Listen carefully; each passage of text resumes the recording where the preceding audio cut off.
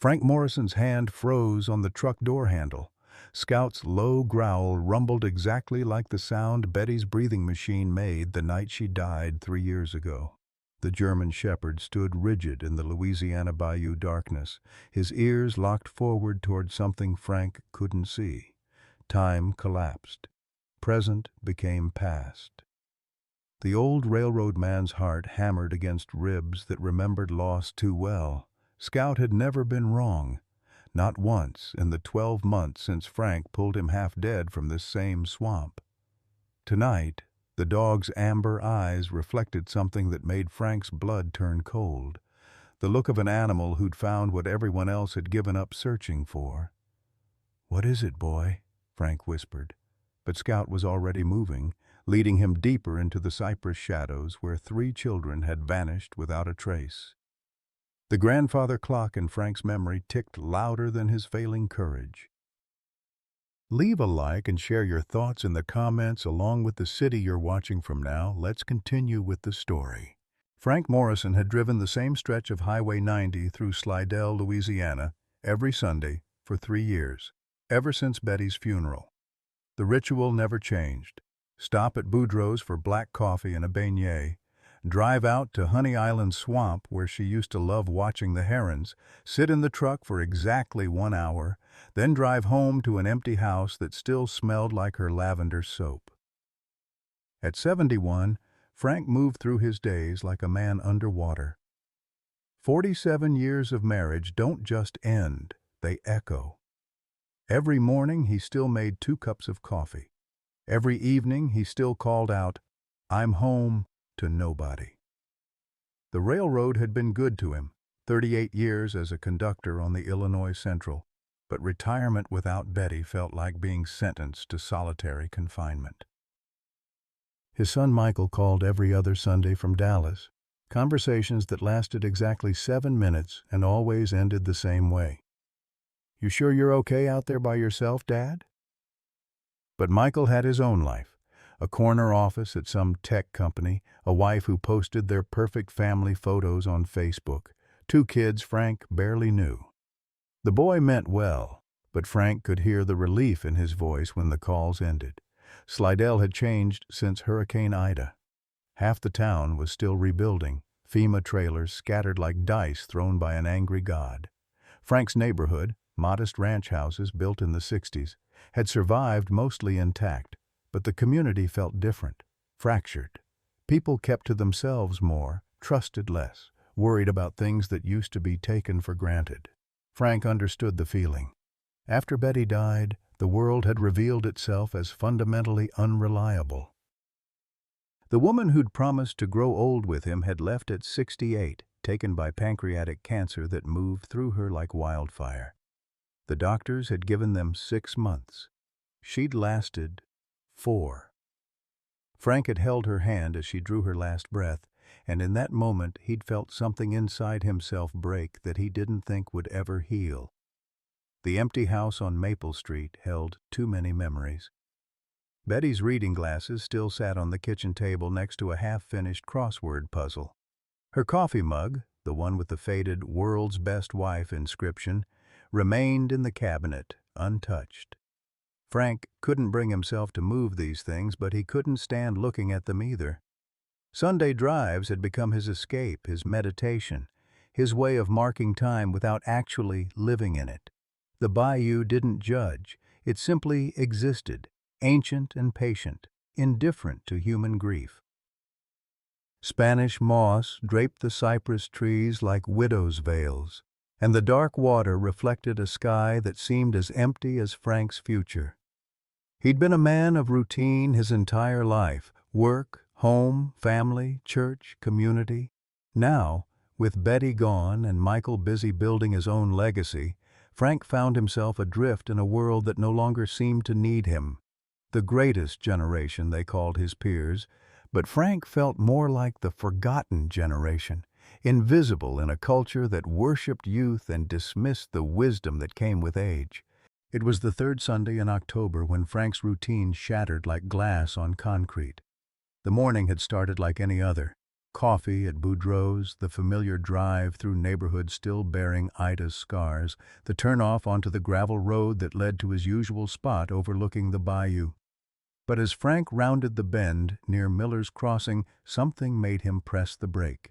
There, in the murky water, about 50 yards from shore, a dark shape struggled against the pull of the swamp.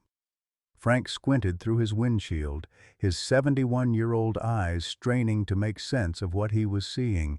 At first he thought it might be a fallen log or debris from the last storm. Then the shape moved, a desperate, thrashing motion that spoke of life fighting against death.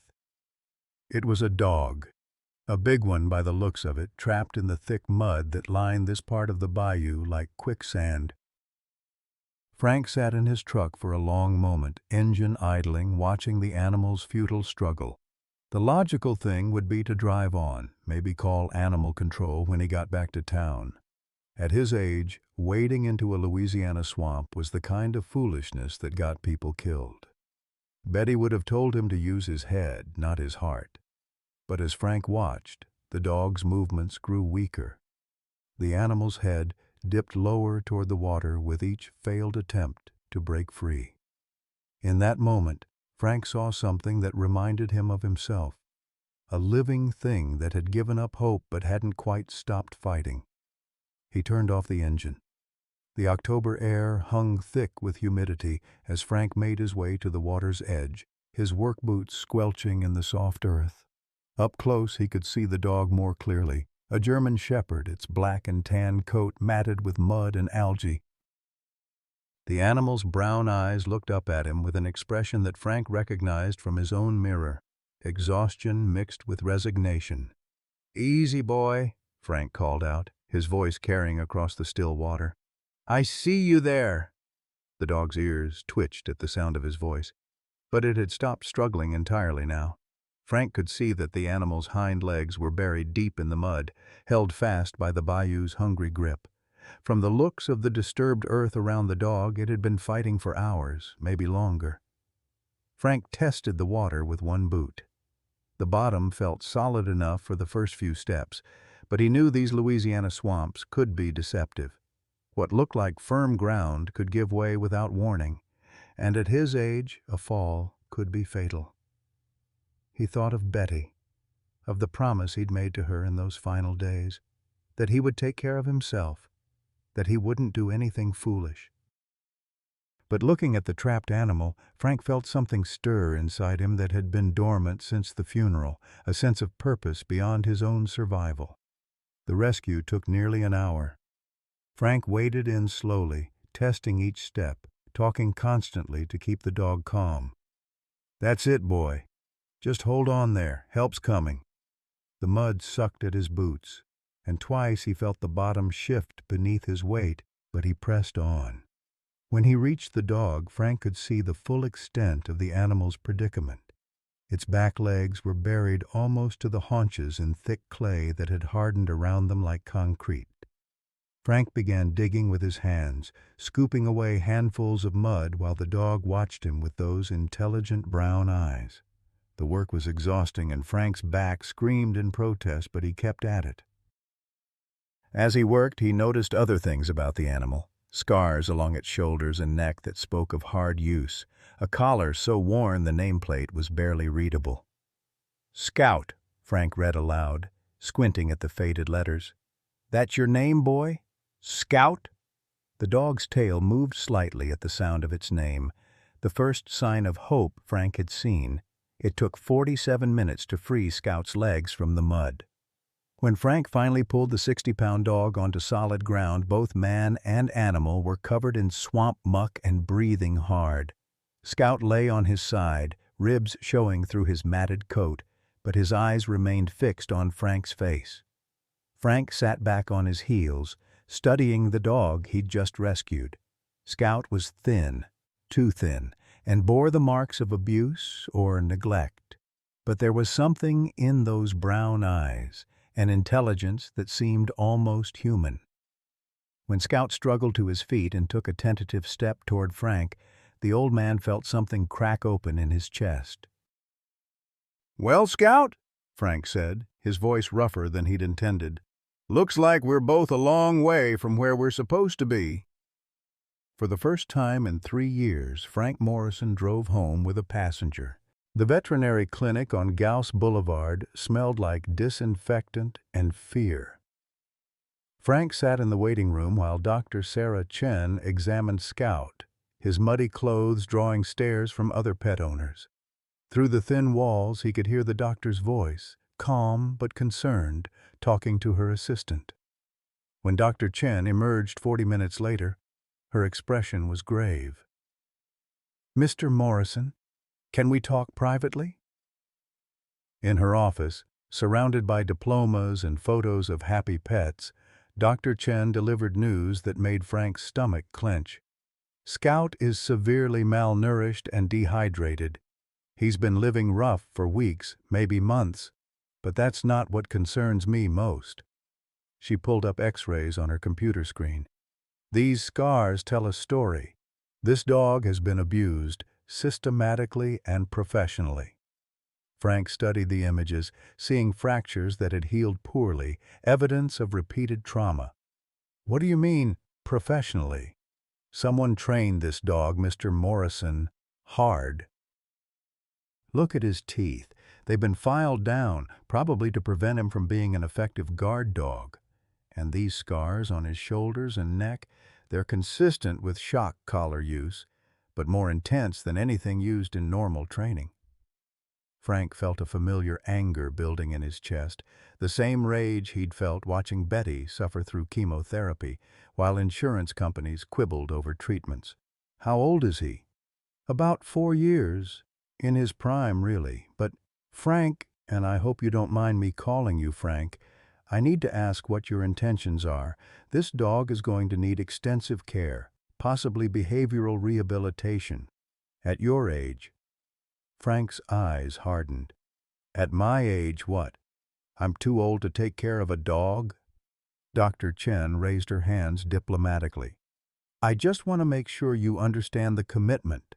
Scout will need time, patience, and resources. He may never fully trust humans again. Some of these behavioral issues could be permanent." Frank thought about his empty house, his pointless Sunday drives, the way he'd been marking time instead of living it. "Doctor, I've got nothing but time. And if that dog can learn to trust again, maybe we can help each other." The first week was hell. Scout refused to eat, cowering in the corner of Frank's kitchen whenever footsteps approached. The dog's nightmares were worse than his waking hours, terrible whimpering and thrashing that woke Frank from his own restless sleep. More than once, Frank wondered if he'd made a terrible mistake. "Good boy, Scout," Frank would whisper during the worst episodes, sitting on the floor beside the dog's bed. "You're safe now. Good boy." Michael called on the second Sunday after the rescue, his voice tight with concern. "Dad, Mrs. Peterson says you adopted some kind of wild dog from the swamp." "What the hell are you thinking?" Frank gripped the phone, watching Scout watch him from across the room. "I'm thinking I found something that needed help. You could get rabies. Or worse. Dad, you're 71 years old, you live alone, and now you've got some traumatized animal that could turn on you at any moment. His name is Scout. I don't care what his name is. This is exactly the kind of—" Frank hung up. It was the first time in his life he'd hung up on his son. The breakthrough came on a Thursday evening in November. Frank was reading aloud from one of Betty's mystery novels, something he'd started doing to fill the silence, when Scout slowly rose from his bed and approached. The dog settled beside Frank's chair, not quite touching, but close enough that Frank could feel his warmth. "Good boy, Scout," Frank whispered, and for the first time Scout's tail moved. From that moment their bond deepened rapidly. Scout began eating regularly, following Frank around the house with growing confidence. The nightmares became less frequent. Most importantly, Scout began to show signs of the intelligence Dr. Chen had mentioned, an almost uncanny ability to read Frank's moods and anticipate his needs. It was during this period of healing that Scout's unusual behavior first manifested. The dog would sometimes stop in the middle of their walks, ears pricked forward, listening to something Frank couldn't hear. Scout's reactions to the television were equally strange. He showed intense interest whenever news reports mentioned missing persons, particularly children. The first real test came in December when 8-year-old Sarah Doucet disappeared from the Willowbrook trailer park. Frank was watching the evening news when Scout began pacing, whining softly, his attention fixed on the girl's photograph on screen. "Police are asking anyone with information about Sarah's whereabouts to call the tip line," the reporter said. The third grader was last seen playing near the retention pond behind her family's trailer around 4 p.m. yesterday. Scout's agitation intensified. He moved to the front door, scratching at it with increasing urgency. Frank's logical mind told him it was coincidence. Dogs sometimes reacted to television sounds, voices, music, but something deeper, some instinct he'd learned to trust during 47 years of marriage to a woman who often knew things before they happened, made him reach for Scout's leash. "You want to go for a ride, boy?" The drive to Willowbrook took 20 minutes through Slidell's rebuilt neighborhoods. Frank parked near the search headquarters, a collection of police cars, volunteer vehicles, and worried families. Scout immediately became alert, his nose working the air. Sheriff Diana Coleman approached Frank's truck, her expression skeptical. "Mr. Morrison, right? Aren't you a little outside your usual territory?" Frank had known Diana since she was a deputy, back when he was still working the railroad. "Just wanted to help with the search, Diana. This is Scout. We appreciate the thought, but we've got professional search teams working the area, trained dogs, experienced handlers. This isn't really a job for civilians." Scout whined from the passenger seat, his attention fixed on something beyond the trailer park. "Maybe so," Frank said quietly. "But Scout here might surprise you." It was then that Scout did something that changed everything. The dog began barking, sharp, urgent barks directed toward a specific point in the distant tree line. Not random barking, but purposeful communication, as if he were trying to tell them something critically important. Frank looked at Sheriff Coleman, then at Scout, then made a decision that would alter the course of both their lives. "Diana, I know how this sounds, but I think Scout knows where she is." Sheriff Coleman's laugh was sharp and dismissive. "Frank, I appreciate what you're trying to do, but we can't have civilians wandering around with untrained animals disrupting a professional search operation." Frank felt heat rise in his cheeks, the same stubborn anger that had gotten him through railroad management disputes and union negotiations. "Diana, that dog pulled me to this exact spot from 20 miles away. He's trying to tell us something. Dogs react to stress, Mr. Morrison. He's probably just picking up on the crowd, the noise, the tension. We've got K9 units from 3 parishes working this area." Scout's barking intensified, his body rigid with purpose as he stared toward the cypress grove beyond the retention pond. Frank had seen enough working dogs during his railroad days to recognize the difference between random agitation and focused, alert behavior. "5 minutes," Frank said, opening his truck door. "Give me 5 minutes to follow his lead. If we don't find anything, I'll go home and stay out of your way." "Frank, I can't authorize." "Then don't authorize it. But I'm not stopping that dog from doing what he's trying to do." Scout leaped from the truck before Frank could attach his leash, moving with sudden energy toward the tree line. Frank followed, his arthritis protesting every step over the uneven ground, while behind them Sheriff Coleman radioed for backup with obvious reluctance.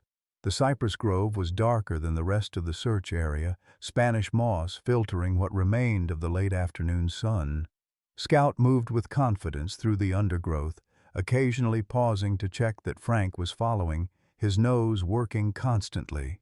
They pushed deeper into the swamp than the official search teams had ventured. "Sarah!" Frank called out, his voice echoing off the dark water. "Sarah Doucet!" Scout stopped abruptly beside a massive cypress trunk, his entire body quivering with excitement. He began digging at the base of the tree, where someone had obviously disturbed the earth recently. Frank knelt beside him, pushing away leaves and debris until his fingers found something that made his heart race, a small pink backpack, partially buried in the soft soil. "Diana!" Frank shouted toward the main search area. "Over here!" Scout wasn't finished. He moved 20 yards deeper into the grove, stopped again, and began that same urgent barking. Frank followed, and there, hidden behind a screen of palmetto fronds, stood an abandoned hunting cabin that didn't appear on any official maps. The door was secured with a padlock, but Frank could hear something inside, a faint whimpering that might have been an animal or might have been something else entirely. Scout's barking became frantic. "Sarah? Sarah, honey? Are you in there?" A small voice answered from inside the cabin. "Help me! Please help me!" Frank's hands shook as he examined the padlock. It was new, expensive, not something left over from the cabin's original construction. Someone had secured this place recently and deliberately. He looked around for something to break it with, finally settling on a chunk of limestone that had been used to support the cabin's foundation. It took 6 blows to break the lock. When the door swung open, Frank saw 8-year-old Sarah Ducey huddled in the corner, alive but clearly traumatized. She was dirty, frightened, but, apparently, unharmed. "It's okay, sweetheart," Frank said, keeping his voice calm despite the rage building in his chest. "I'm Frank Morrison.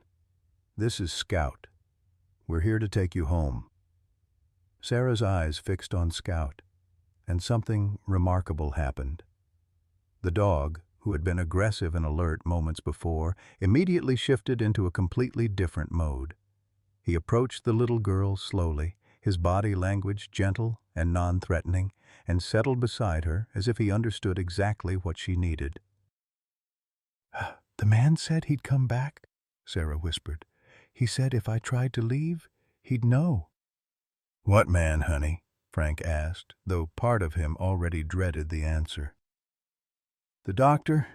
He gave me a shot at school and said I had to come with him for more medicine. He was nice at first, but then—" Sheriff Coleman's voice cut through the grove. "Frank, where are you?" "Over here. I found her." What followed was controlled chaos. EMTs, crime scene investigators, FBI agents who seemed to materialize from nowhere. Sarah was reunited with her sobbing mother while Frank gave statement after statement, trying to explain how Scout had led him directly to the cabin when trained search dogs had missed it entirely. "This is highly irregular," FBI agent Patricia Hayes told Sheriff Coleman within Frank's hearing.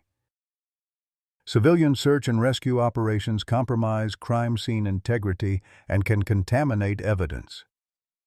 "Maybe so," Sheriff Coleman replied, watching Scout remain protectively close to Sarah even as the paramedics examined her. "But that dog found her when nobody else could." The story hit local news that evening. Frank found himself reluctantly thrust into the spotlight, fielding phone calls from reporters who wanted to know about the miracle dog who had saved Sarah Doucet. He tried to deflect attention, but the basic facts were undeniable. Scout had led him directly to a missing child that professional search teams hadn't found. Michael called from Dallas, his voice a mixture of amazement and concern. "Dad, I just saw the news. What the hell happened out there?" Frank tried to explain, but even to his own ears it sounded impossible. How do you tell someone that a traumatized rescue dog somehow knew exactly where to find a kidnapped child? "Look, Dad, I'm proud of what you did, but this is getting dangerous. You're talking about someone who kidnaps children. What if this guy decides you're a threat?" "Then I guess Scout and I will deal with that when it happens." "That's exactly what I'm worried about."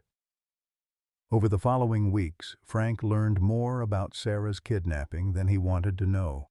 The doctor she'd described had approached her at school during a routine vaccination clinic, claiming she needed additional treatment. Sarah, trusting authority figures as children are taught to do, had followed him willingly. She'd been held in the cabin for 36 hours before Scout found her. The investigation revealed disturbing details. The cabin was equipped with restraints, medical supplies, and evidence that it had been used for similar purposes before. Someone was running a sophisticated operation, targeting vulnerable children under the guise of medical care. But the kidnapper had vanished without a trace, leaving behind only a cold trail and the growing certainty that Sarah Doucet hadn't been his first victim. It was Dr. Chen who first voiced what Frank had been thinking.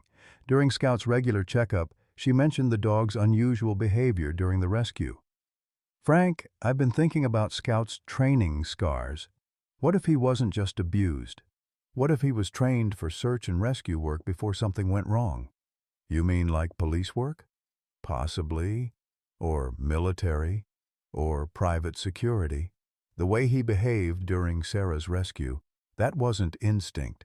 That was training. Professional training." Frank studied Scout, who was lying calmly on the examination table despite his previous fear of veterinary clinics. "So, you're saying someone trained him to find missing people, then turned him loose in the swamp?" "I'm saying someone invested a lot of time and money in that dog's education."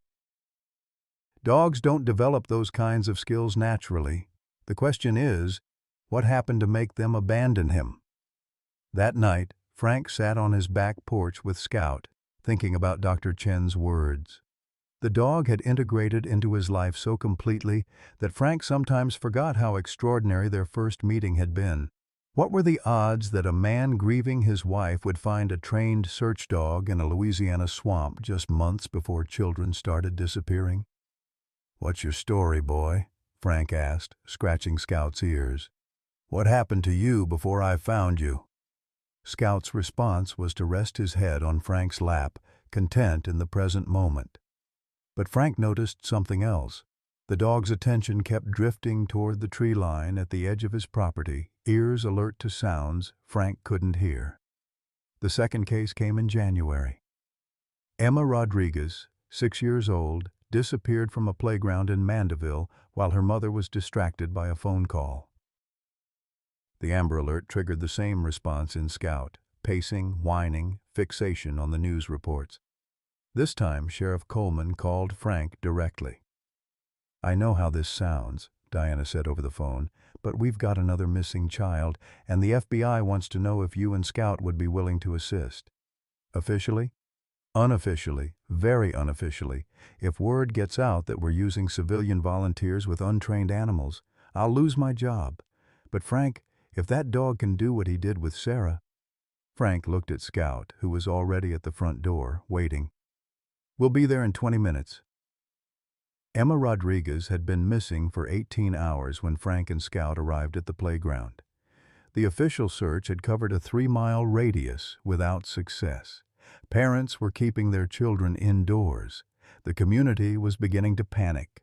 Scout's behavior was different this time, more focused, more urgent. He ignored the playground equipment entirely, moving directly toward the parking area where he began circling a specific section of asphalt. There was nothing visible there, but Scout's body language suggested he'd found something significant. "He's tracking a scent," Frank told Agent Hayes, who had driven down from New Orleans to observe. "Something that was here but isn't anymore." "Mr. Morrison, I appreciate your enthusiasm, but scent tracking requires specialized training and ideal conditions. This parking lot has been contaminated by hundreds of people and vehicles since yesterday." Scout proved her wrong by leading them directly to an abandoned gas station 2 miles from the playground. In the weeds behind the building, they found Emma's jacket and evidence that someone had waited there with a vehicle. Emma herself was discovered 3 hours later in another cabin, this one 20 miles deeper in the Atchafalaya Basin. Like Sarah, she was alive but traumatized, held by someone who claimed to be providing medical care. And like Sarah's case, the kidnapper had vanished before authorities could apprehend him. But patterns were emerging. Both children had been approached during school medical events. Both had been held in well-equipped cabins stocked with medical supplies. Both had been told they were receiving necessary treatment. Someone with medical knowledge and access to children was running a systematic operation, and Scout seemed to be the only one capable of tracking him. The media attention intensified after Emma's rescue. "Miracle Dog Saves Second Child" ran on every Louisiana news station. Frank found himself fielding interview requests from as far away as CNN, all wanting to know about the remarkable German Shepherd who could find missing children when trained professionals couldn't. Frank declined most interviews, but the attention had unintended consequences. Other families with missing children began reaching out, begging him to bring Scout to their communities. Sheriff's departments from neighboring parishes quietly inquired about Scout's availability for unofficial consultations. Most disturbing of all, Frank began receiving anonymous phone calls, silent breathing on the other end of the line, hang-ups that came at all hours of the day and night. "Someone's watching you," Michael warned during one of his increasingly frequent calls. "Dad, you need to consider that whoever is taking these children might see you as a threat." Frank had considered it, but every time he looked at Scout, every time he remembered Sarah Doucet's frightened face in that cabin, he knew he couldn't stop. Whatever Scout's past had been, whatever training had prepared him for this work, Frank couldn't abandon the mission now. "Good boy, Scout," he whispered every night as they settled into their routine. But Frank was beginning to understand that Scout's story was far from over, and neither was his own. The third disappearance shattered any illusion that the kidnappings were random. 10-year-old Marcus Williams vanished from an after-school program in Covington on a Tuesday afternoon in March, taken during what parents had been told was a routine health screening. By now, the pattern was undeniable. Someone with medical credentials was using legitimate healthcare activities as cover to abduct children from vulnerable families. This time, the FBI didn't wait to call Frank. Agent Hayes arrived at his house within hours of Marcus's disappearance, her previous skepticism replaced by grim pragmatism. "Mr. Morrison, we need Scout's help," she said without preamble. "We've got 3 separate crime scenes, dozens of potential leads, and a kidnapper who's proven he can stay ahead of conventional investigation methods.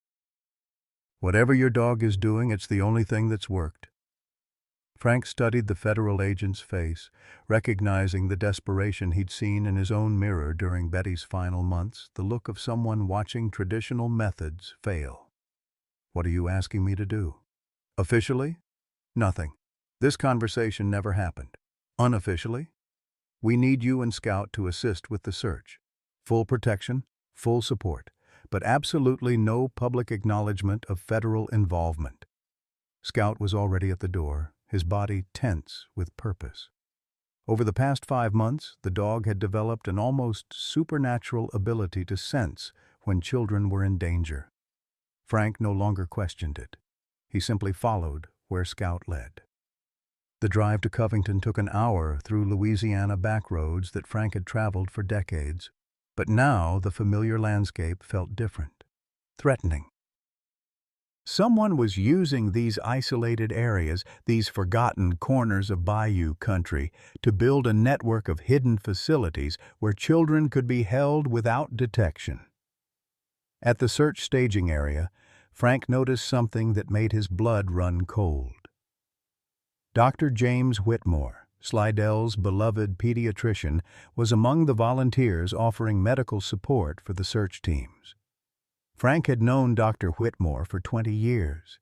The man had treated Michael's childhood injuries, had been at the hospital when Betty was diagnosed with cancer. Seeing him here should have been reassuring. Instead, Scout's reaction was immediate and violent. The dog, normally calm and controlled during searches, began growling low in his throat, his hackles raised, his attention fixed on Dr. Whitmore with unmistakable hostility. "Easy, boy," Frank whispered. But Scout's agitation only intensified as Dr. Whitmore approached. "Frank, Morrison!" Dr. Whitmore's voice carried its usual warmth. "I heard about your remarkable success with those other children. What a blessing that you found Scout when you did." Scout's growl deepened, and Frank felt the dog's muscles tense beneath his hand. In 5 months of working together, Frank had never seen Scout react to anyone this way. Not to strangers, not to law enforcement, not even to the suspects they'd helped apprehend. "Doctor," Frank managed, struggling to keep his voice neutral while maintaining control of Scout's leash. "I didn't expect to see you here." "Well, when children are in danger, we all have to do our part, don't we?" Dr. Whitmore's eyes moved from Frank to Scout, and something flickered across his features. Recognition. Fear? "That's quite an impressive animal you have there. Where did you say you found him?" Frank's grip tightened on Scout's leash. "I didn't say." The search for Marcus Williams followed the same pattern as the previous cases. Official teams worked in systematic grids while Frank and Scout operated independently, following scent trails that led away from the conventional search areas. But this time felt different. Scout's behavior was more urgent, more desperate, as if he understood that time was running out. They found Marcus's baseball cap near a boat launch on the Tchefuncte River, partially hidden under a pile of fishing equipment. Scout's reaction to the location was intense. He paced the shoreline, whining and barking at something across the water that Frank couldn't see. "He's telling us Marcus was taken by boat," Frank told Agent Hayes over the radio. "Somewhere accessible from the river. Mr. Morrison, there are hundreds of camps, cabins, and structures along these waterways. We can't search them all." But Scout was already moving, following a trail that led away from the boat launch and deeper into the maze of channels that connected the Tchefuncte to Lake Pontchartrain. Frank followed in his truck as far as the roads would allow, then continued on foot through increasingly difficult terrain. The sun was setting when Scout led him to an old hunting lodge hidden in a grove of ancient oaks. Unlike the crude cabins where Sarah and Emma had been held, this facility was sophisticated. Solar panels, communication equipment, multiple buildings connected by covered walkways. It looked more like a research station than a hunting camp. Frank called Agent Hayes, then settled in to wait for backup while Scout maintained watch. But as darkness fell, they heard something that changed everything, the sound of a boat motor approaching from the river. Frank watched through the trees as a pontoon boat pulled up to a private dock behind the lodge. 3 figures disembarked, 2 men and someone smaller who moved with the uncertain gait of a drugged child. Even in the dim light, Frank could see that the smaller figure wore the same blue shirt Marcus Williams had been wearing when he disappeared. Frank faced an impossible choice. Wait for backup and risk losing Marcus if the kidnappers decided to move him again, or act immediately with no support except Scout. His radio crackled with Agent Hayes's voice. "Mr. Morrison, backup is 30 minutes out. Do not, repeat, do not attempt to intervene." But 30 minutes might be too long. Frank watched the men escort Marcus toward the main building, and something in the child's posture, the resigned shuffle of someone who had given up hope, made Frank's decision for him. "Come on, boy," he whispered to Scout. "Let's go get him." They approached the lodge from the riverside, using the dock and boat as cover.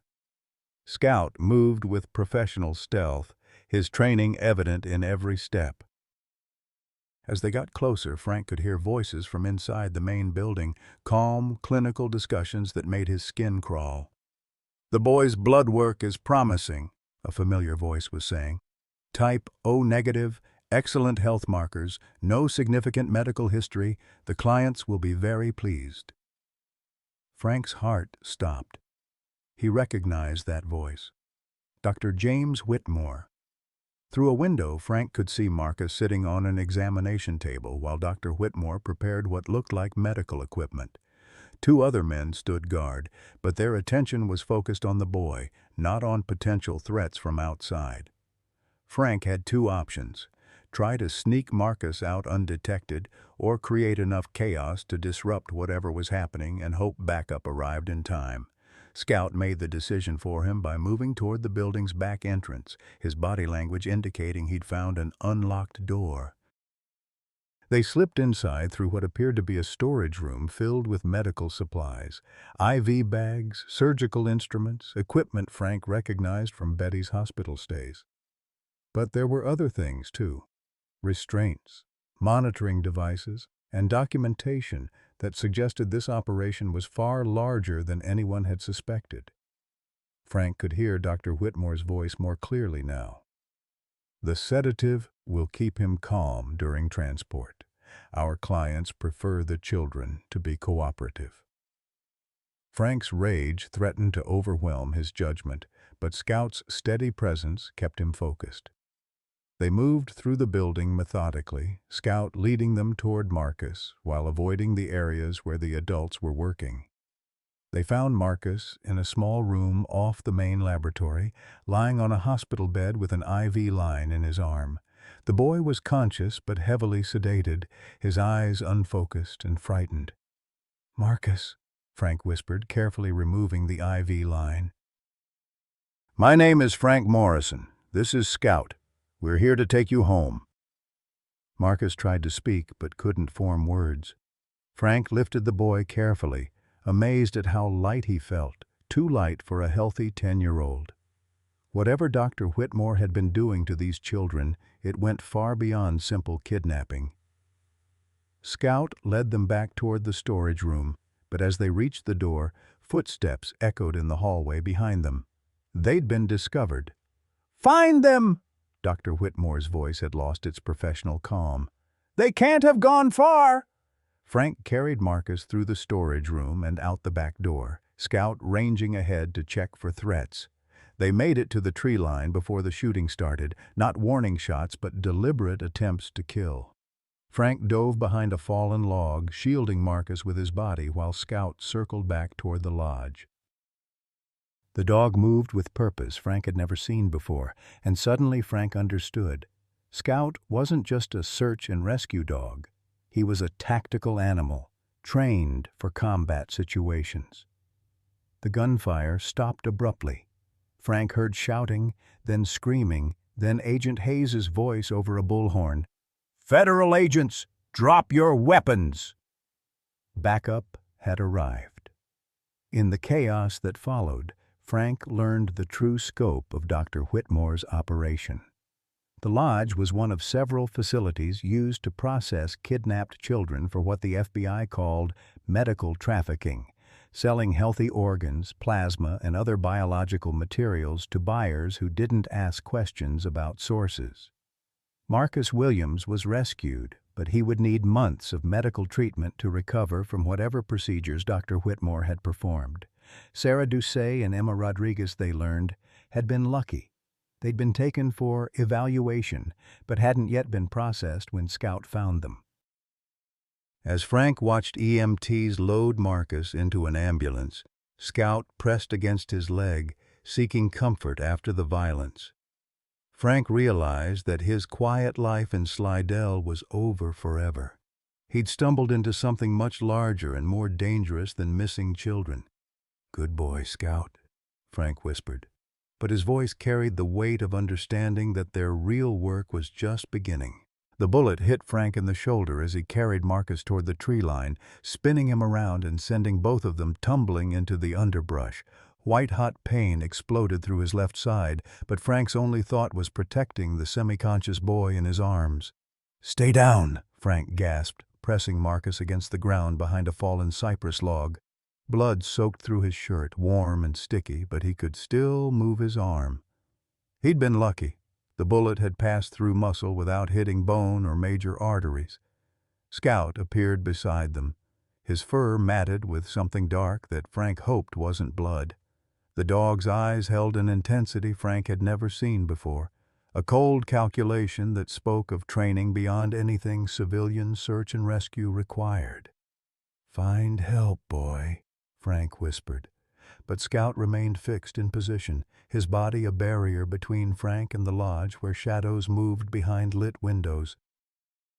More gunshots cracked through the night air, but these came from multiple directions.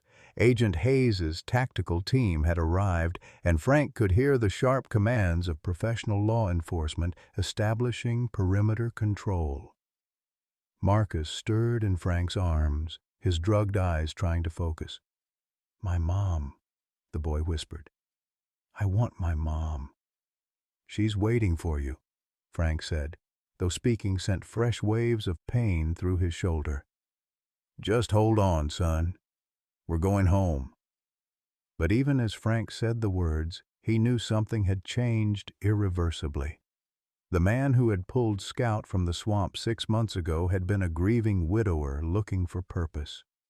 The man bleeding in the Louisiana underbrush was someone different, someone who had seen the darkest corners of human evil and couldn't walk away. The firefight lasted 18 minutes. When silence finally fell, Agent Hayes's voice cut through the darkness. "Mr. Morrison." "Where are you?" "Here," Frank called back, his voice weaker than he'd intended. "I've got Marcus." EMTs reached them first, working by flashlight to assess Marcus's condition and treat Frank's gunshot wound. The boy was dehydrated and showed signs of recent medical procedures, but appeared stable. Frank's shoulder would need surgery, but the bullet had missed vital structures. As they loaded Marcus into the first ambulance, Frank caught sight of Dr. Whitmore being led away in handcuffs. The pediatrician's face was a mask of cold fury, and when his eyes met Frank's, the look was pure hatred. "This isn't over, Morrison," Dr. Whitmore called out as federal agents pushed him toward a waiting vehicle. "You have no idea what you've stumbled into. No idea at all." Agent Hayes approached Frank's stretcher as EMTs prepared to transport him to Slidell Memorial Hospital. Her expression was grim, and Frank noticed she kept glancing at Scout, who had refused to leave Frank's side despite multiple attempts to move him. "Mr. Morrison, we need to talk," Agent Hayes said. "What we found in that facility, this goes way beyond simple kidnapping. Dr. Whitmore was running a biological trafficking operation with connections to buyers across 3 states. The children weren't just being held, they were being harvested." Frank closed his eyes, trying to process the magnitude of what they'd uncovered. "How many?" "We're still counting. But based on the documentation we've recovered, at least 30 children over the past 3 years. Marcus, Sarah, and Emma were just the most recent." The ambulance ride to the hospital passed in a blur of pain medication and shock. Scout rode with them, the EMTs making an exception when the dog became aggressive at any attempt to separate him from Frank. During the 30-minute journey, Frank found himself thinking about Betty, wondering what she would have said about the path his life had taken. She would have been proud, he decided. Betty had always believed that people were placed where they were needed most, even when they couldn't see the purpose themselves. The surgery went well. The bullet had caused significant muscle damage, but missed the major blood vessels and nerves. Frank would recover fully, though his left shoulder would never be quite the same. More concerning to the doctors was his blood pressure and heart rhythm. The stress of the evening had pushed his 71-year-old cardiovascular system to its limits. Michael arrived from Dallas while Frank was still in recovery, his face pale with worry and anger. "Dad, what the hell were you thinking? You could have been killed." Frank, groggy from anesthesia, but alert enough to register his son's distress, managed a weak smile. "I was thinking about a little boy who needed help. You're not a police officer. You're not trained for this kind of thing." "Neither was Scout originally," Frank said, watching the German shepherd who had taken up residence beside his hospital bed. "But sometimes life gives you a job you didn't ask for." Over the next 48 hours, as Frank recovered and gave statements to federal investigators, the true scope of Dr. Whitmore's operation became clear. The pediatrician had used his position in the community to identify vulnerable children, then exploited the trust parents placed in medical professionals to abduct them during routine healthcare encounters. The biological trafficking network extended far beyond Louisiana, with buyers and facilitators in multiple states. Children had been harvested for organs, blood plasma, bone marrow, and other biological materials that commanded high prices on black markets, serving wealthy clients who didn't ask questions about sources. But the investigation also revealed something else that made Frank's blood run cold. Dr. Whitmore hadn't been working alone. The operation required infrastructure, protection, and coordination that suggested involvement by other trusted community figures. "Mr. Morrison," Agent Hayes said during one of her visits to Frank's hospital room, "I need to ask you about Scout's background again. The way he performed during the rescue operation, that wasn't normal dog behavior. That was professional, tactical training." Frank looked at Scout, who had barely left his bedside since the shooting. "I've told you everything I know. I found him in the swamp, half dead. But what if Scout didn't end up in that swamp by accident? What if he was placed there by someone who knew you would find him?" The possibility hit Frank like a physical blow. Had his rescue of Scout been genuine coincidence, or had someone orchestrated their meeting? And if so, who and why? "Agent Hayes," Frank said slowly, "are you suggesting that someone wanted Scout and me to work together?" "I'm suggesting that a dog with Scout-specific training doesn't end up abandoned in a Louisiana swamp without a very particular reason. And I'm wondering if that reason might be connected to Dr. Whitmore's operation." Frank felt the world shift beneath him as he realized that everything he thought he knew about the past 6 months might be wrong. Scout's remarkable ability to find missing children, the timing of the kidnappings, even Frank's decision to rescue the dog from the swamp. What if none of it had been coincidence? Scout lifted his head and looked directly at Frank, those intelligent brown eyes holding secrets that Frank was only beginning to understand. "Good boy, Scout," Frank whispered, but for the first time the words felt like a question rather than a statement. The truth came from an unexpected source 3 days after Frank's surgery. Agent Hayes arrived at his hospital room carrying a thick manila folder and wearing the expression of someone who had discovered something that challenged everything she thought she knew about the case. "Mr. Morrison, we found something in Dr. Whitmore's files that you need to see," she said, settling into the chair beside Frank's bed. Scout, who had maintained his vigil despite hospital regulations, lifted his head with interest. Agent Hayes opened the folder and pulled out a photograph that made Frank's heart stop. It showed Scout as a younger dog, wearing a professional training harness and standing beside a man in a U.S. Marshal's uniform.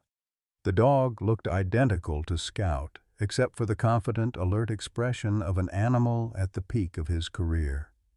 "This was taken 18 months ago," Agent Hayes said quietly.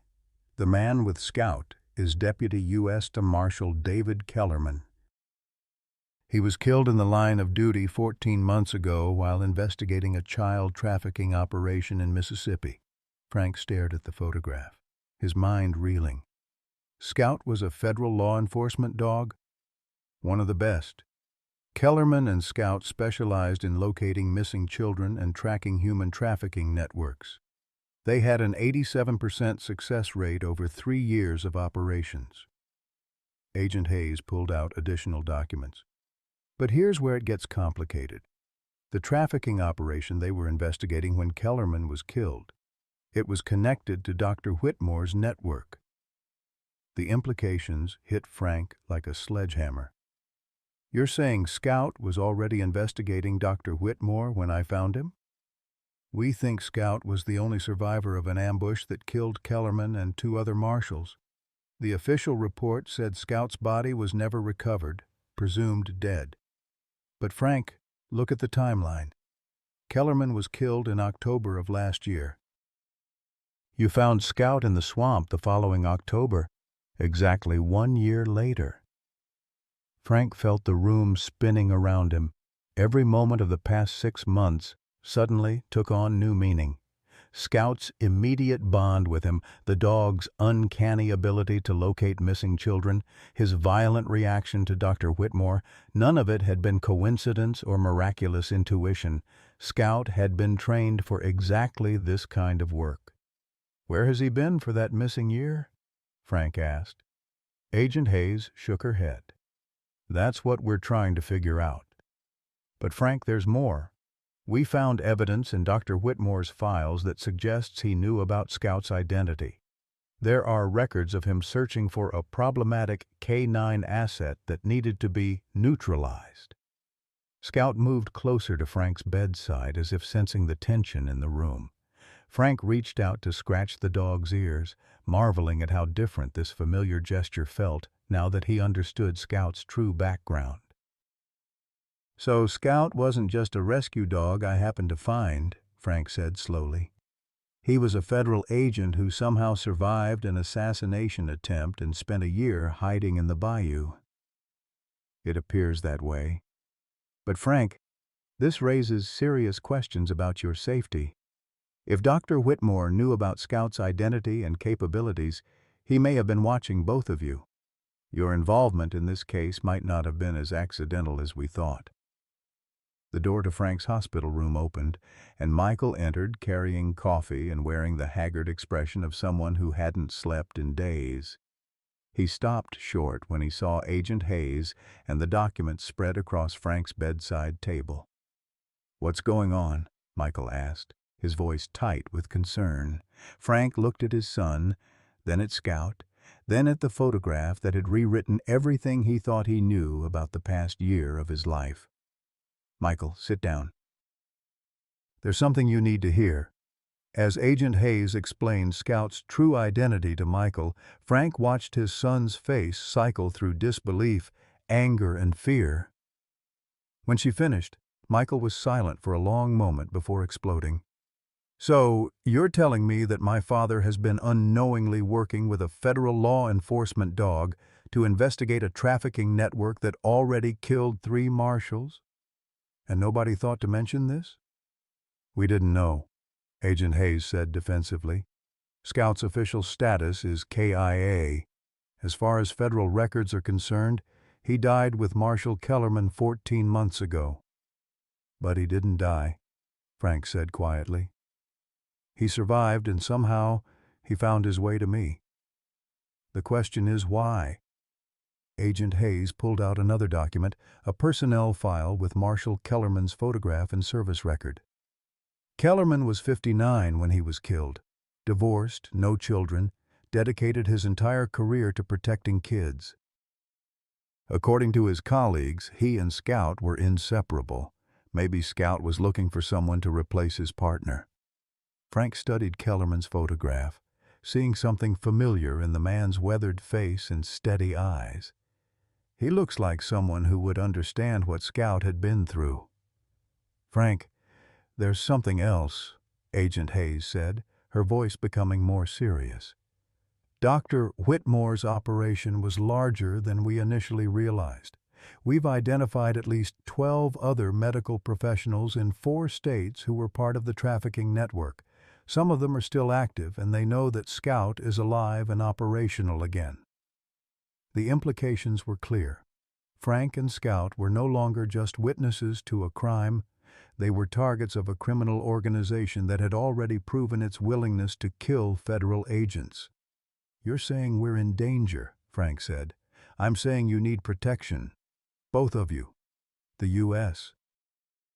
Marshal Service is prepared to offer you witness protection, but it would mean leaving Louisiana, changing your identity, and never returning to your old life." Frank felt the familiar weight of an impossible choice. He could take the safe path, disappear into witness protection, and let other people handle the remaining members of the trafficking network. Or he could stay and continue the work that Scout had been trained for, knowing that it might cost him his life. "Dad," Michael said, his voice breaking, "please. You've done enough. Let the professionals handle this."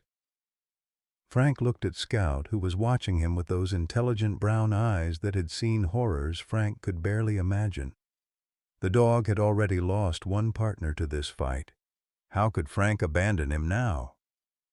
"Agent Hayes, what happens to Scout if I go into witness protection?" "He would be retired from service and placed in a suitable home. Given his trauma and the unique circumstances, he probably wouldn't be assigned to another handler. So Scout would lose another partner." "Frank, Scout is a dog.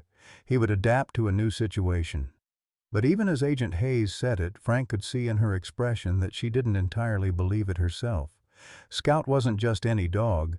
He was a dedicated professional who had already sacrificed everything for this mission. "What if we stayed?" Frank asked.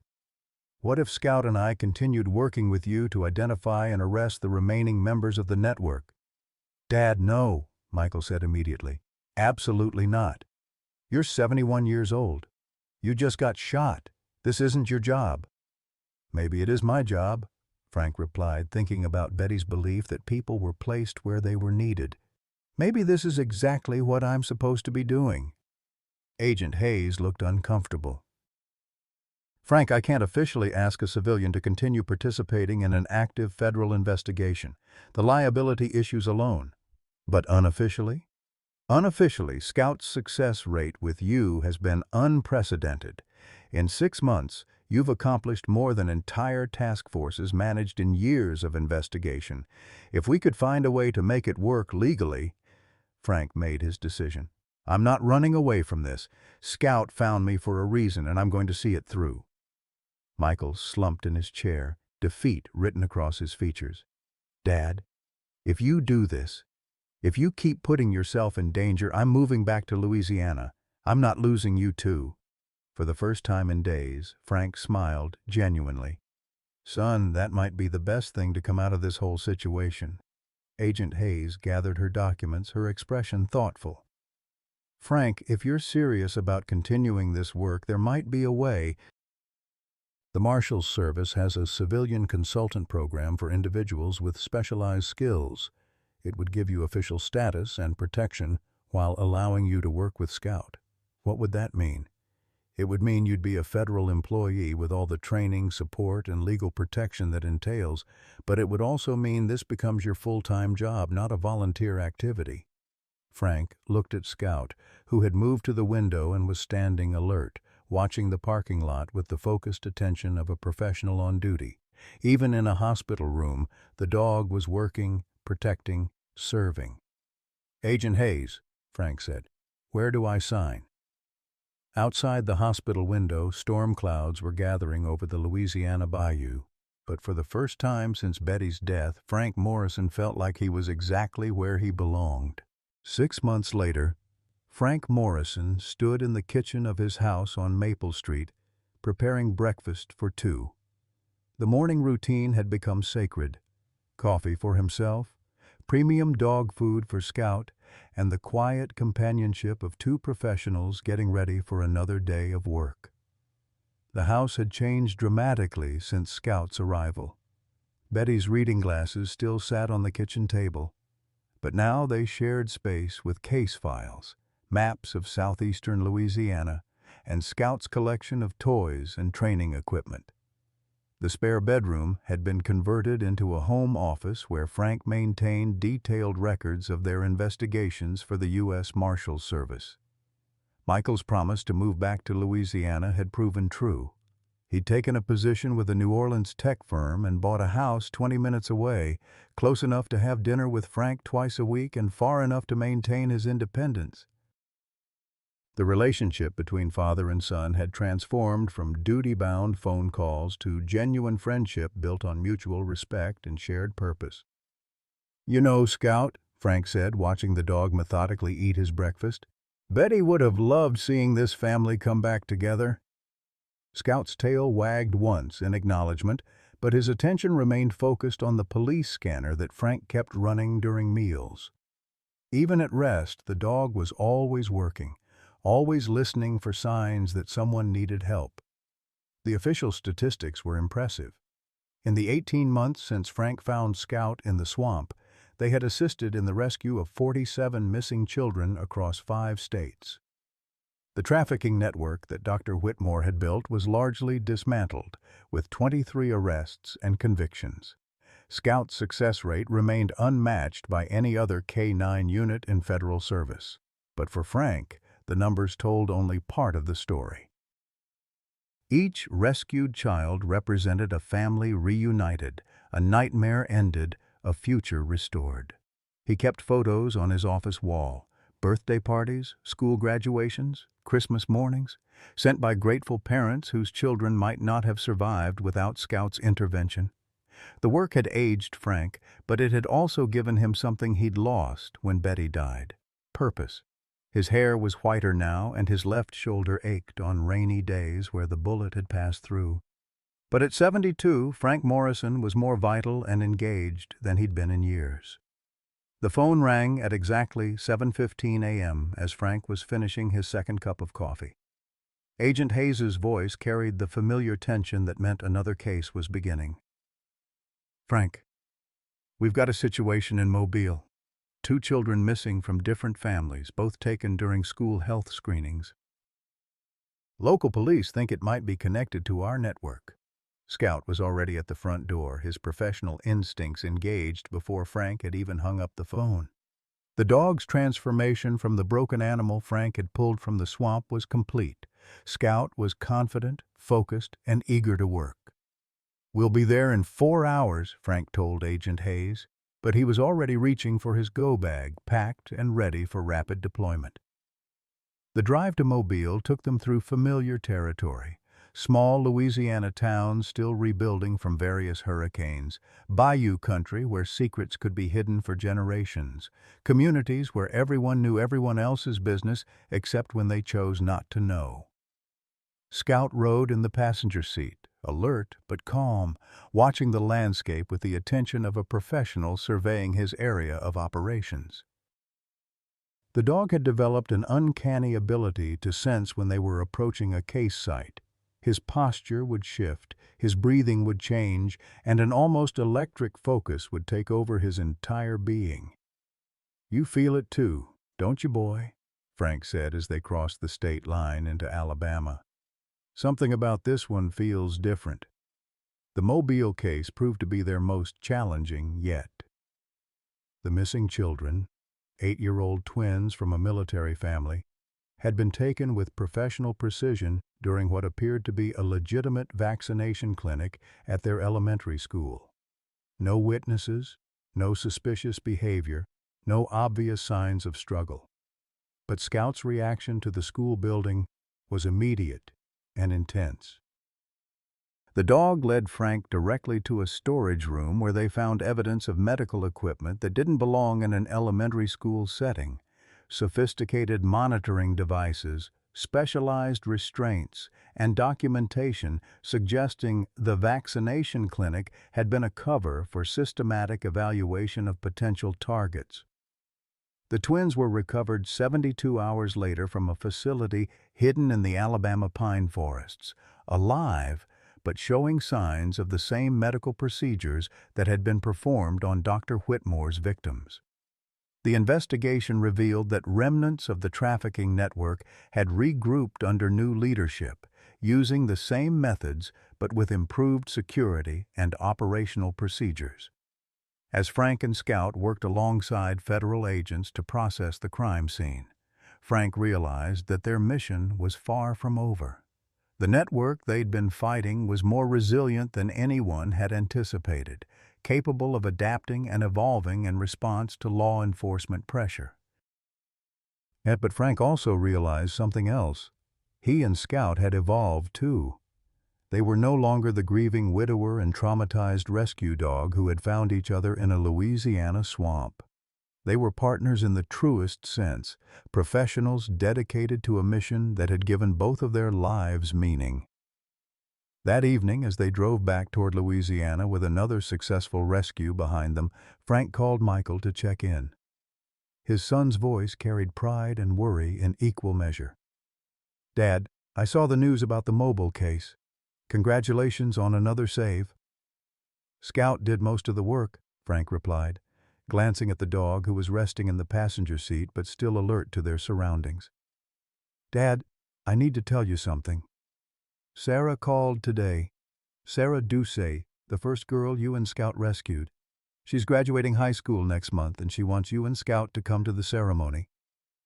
Frank felt his throat tighten with emotion.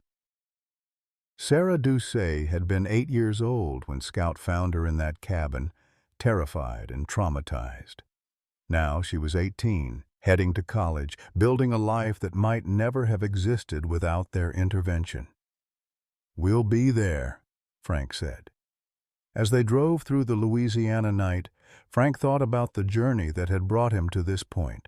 Betty's death had nearly destroyed him, leaving him adrift in a world that no longer seemed to need him. But Scout had changed everything, not just by giving Frank purpose, but by showing him that love and loyalty could transcend loss, that service to others could transform personal pain into something meaningful. "Good boy, Scout," Frank said, the familiar words carrying the weight of 18 months of partnership, trust, and shared purpose. "Good boy." Scout's tail wagged once against the seat, and Frank smiled as they headed home to Slidell, ready for whatever tomorrow might bring. In the distance, lightning flickered over the Gulf of Mexico, but Frank Morrison was no longer afraid of storms. He had Scout beside him, meaningful work ahead of him, and the knowledge that sometimes the best things in life come from the worst circumstances. Sometimes rescue is a mutual act, and sometimes the thing you save ends up saving you right back. Sometimes the most profound journeys begin in the darkest places.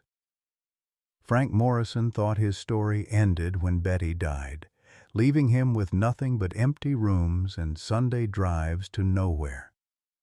But in that Louisiana swamp, covered in mud and fighting for breath, Scout was waiting. Not just for rescue, but to become the partner Frank never knew he needed. Their story reminds us that purpose doesn't have an expiration date, that love multiplies when we give it away, and that the things we save often end up saving us in return. At 71, Frank didn't just find a dog, he rediscovered that his greatest chapters were still unwritten. For every person who feels forgotten, overlooked, or past their prime, your Scout is out there waiting. Your next great adventure might be hiding in the most unexpected place, ready to transform your remaining years from mere existence into extraordinary purpose. What unexpected rescue in your own life turned out to be a blessing in disguise? Have you ever felt like your most meaningful days were behind you, only to discover a new purpose you never saw coming? Share your story in the comments below. We'd love to hear how life surprised you when you least expected it. The epilogue to Frank Morrison's story unfolded like the Louisiana sunrise, gradually, then all at once, painting the sky with possibilities he'd never imagined. 3 years after pulling Scout from the swamp, Frank stood in the same spot where their partnership had begun.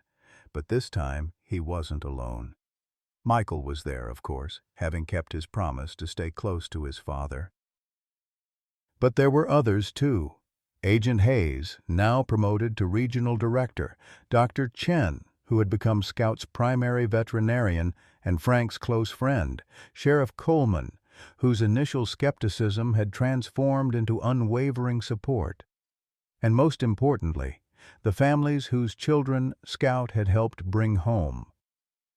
Sarah Doucet, now 21 and graduating from LSU with a degree in social work, stood beside her grandmother, both of them beaming as they watched Scout demonstrate his search techniques for a group of new canine handlers.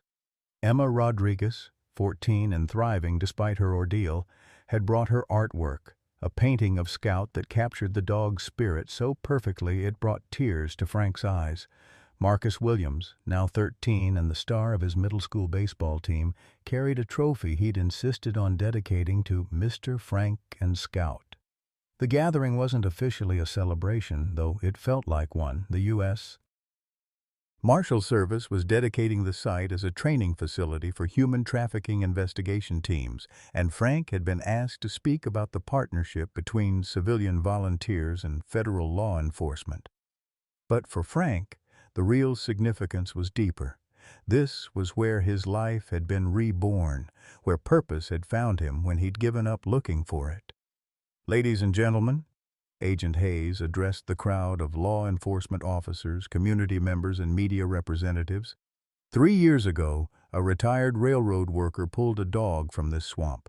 Neither of them knew they were about to become two of our most effective weapons against child trafficking. Today, I want to tell you about the power of paying attention, the courage to act when action seems impossible, and the extraordinary things that happen when human compassion meets animal instinct. Frank felt Scout press against his leg as applause rippled through the crowd. The dog was 8 years old now, his muzzle touched with gray but his alertness undiminished. Scout had officially retired from active federal service 6 months earlier, though he still consulted on difficult cases and spent his days training younger dogs who showed promise for search and rescue work. The statistics were staggering. Scout and Frank's partnership had resulted in 83 successful child recoveries across 7 states. The trafficking network they'd helped dismantle had been responsible for over 300 kidnappings spanning 15 years. Dr. Whitmore and his associates were serving life sentences in federal prison, their operation completely dismantled. But for Frank, the numbers were just numbers. What mattered were the faces in the crowd, children who were alive because Scout had found them, families who were whole because they'd refused to give up hope, communities that were safer because one old man had decided to wade into a swamp instead of driving past. "Mr. Morrison," Agent Hayes continued, "would you like to say a few words?" Frank looked out at the assembled crowd, then down at Scout, who gazed back with those intelligent brown eyes that had seen so much pain and healing. For a moment, Frank was transported back to that first day, when he'd found Scout trapped and dying, when both of them had been at the end of hope. 3 years ago, Frank began, his voice carrying clearly across the water, "I thought my life was over. My wife had passed, my son was busy with his own family, and I was just existing, marking time until time ran out. I came to this spot every Sunday, not because I enjoyed it, but because I didn't know what else to do with myself." He paused, feeling Betty's presence as strongly as if she were standing beside him. "Betty, my wife, used to say that God puts people exactly where they need to be, even when they can't see the purpose. I never understood what she meant until I found Scout here, fighting for his life, just like I was fighting for mine." Scout's tail wagged once, and Frank smiled. "I thought I was rescuing a dog. Turns out he was rescuing me. He gave me a reason to wake up every morning, a mission that mattered, and proof that the best chapters of your life can begin when you think the book is over." Frank looked at Michael, who was wiping tears from his eyes.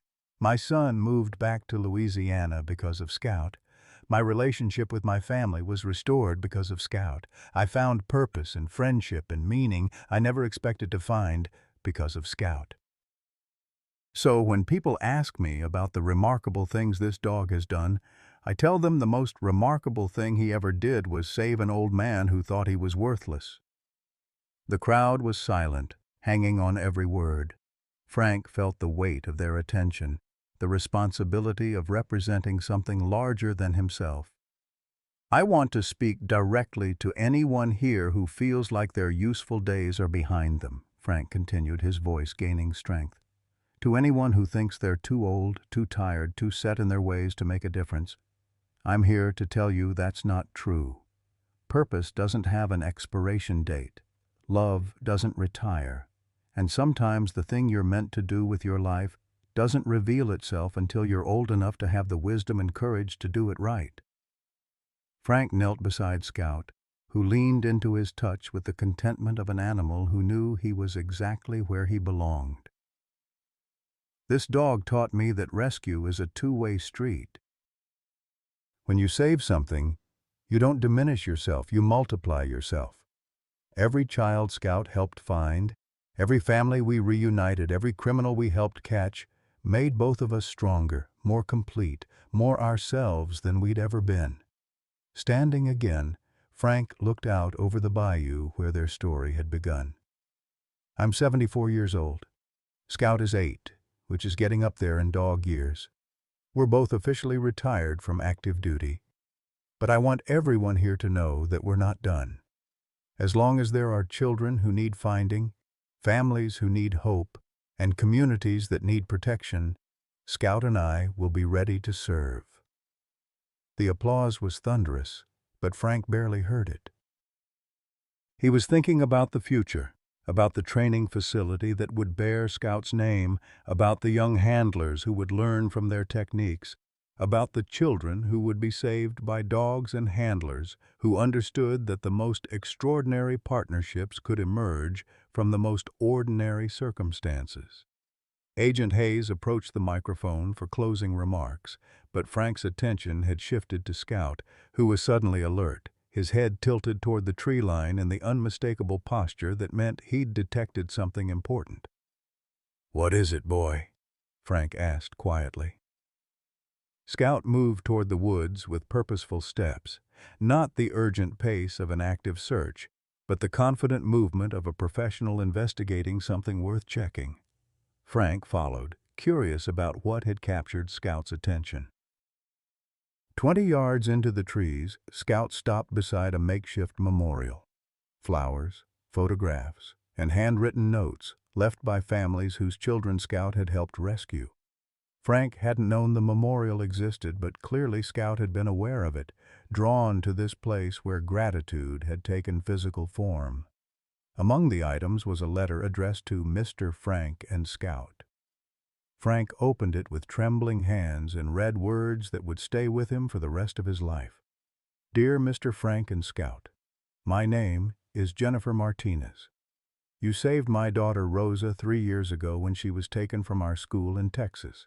Rosa is 16 now, captain of her debate team, and planning to study criminal justice in college because she wants to help other kids the way you helped her. I wanted you to know that Rosa isn't the only life you changed. When Rosa came home, our whole family learned something about hope, about not giving up, about the power of people who care enough to act. Rosa talks about you and Scout all the time. She says that when she was scared and alone, knowing that someone was looking for her, really looking, not just going through the motions, gave her the strength to survive. But I want to tell you about something else. Rosa's rescue inspired our whole community. We started a neighborhood watch program, a child safety initiative at our schools, and a volunteer search and rescue team. Your courage created courage in others. Your hope created hope in others. Your refusal to give up taught all of us to never give up. Thank you for showing us that heroes aren't just young people in uniforms. Sometimes heroes are grandfathers with rescue dogs who choose to care when caring is hard. Rosa wants to meet you someday. She wants to thank Scout in person. But mostly, she wants you to know that the little girl you saved grew up to be someone who saves others, and that the love you showed a stranger became love that she shows to strangers every day. With all our gratitude, the Martinez family. Frank read the letter twice, then looked at Scout, who was sitting calmly beside the memorial, as if he understood the significance of what they'd found. You know what this means, don't you, boy? Frank said softly. This means we didn't just save individual children. We saved the children they'll grow up to save. We saved the hope they'll grow up to give. We saved the love they'll grow up to share. Scout's tail wagged, and in that moment, Frank understood the true magnitude of what they'd accomplished together. It wasn't just about the 83 rescues or the dismantled trafficking network or the federal commendations. It was about the ripple effect of choosing to act when action seemed impossible, of choosing hope when hope seemed foolish, of choosing love when love required sacrifice. As they walked back toward the celebration, Frank thought about Betty and knew she would have been proud. He thought about Michael and felt grateful for the relationship they'd rebuilt. He thought about the families they'd helped and the children who were alive and thriving because one old man had decided to wade into a swamp instead of driving past. "Good boy, Scout," Frank said, the familiar words carrying 3 years of partnership, trust, and shared purpose. "Good boy." Scout looked up at him with those intelligent brown eyes, and Frank could swear the dog was smiling. Together, they walked toward the crowd, toward the future, toward whatever new adventures awaited two old partners who had learned that the best stories begin when you think all the stories have ended. In the distance, the Louisiana sun painted the sky gold, and Frank Morrison knew with absolute certainty that every Sunday drive, every moment of grief, every day of loneliness had been leading him to this, to Scout, to purpose, to proof that love is the one thing that gets stronger when you give it away. Sometimes rescue is a mutual act. Sometimes the thing you save ends up saving you right back. And sometimes, if you're very lucky, that rescue lasts a lifetime and echoes into lifetimes you'll never see, but will touch forever. The story of Frank Morrison and Scout was ending, but the love they'd discovered, the hope they'd shared, and the courage they'd inspired would continue long after both of them were gone. A testament to the extraordinary things that happen when ordinary people choose to care, choose to act, and choose to believe that it's never too late to write the most important chapter of your life.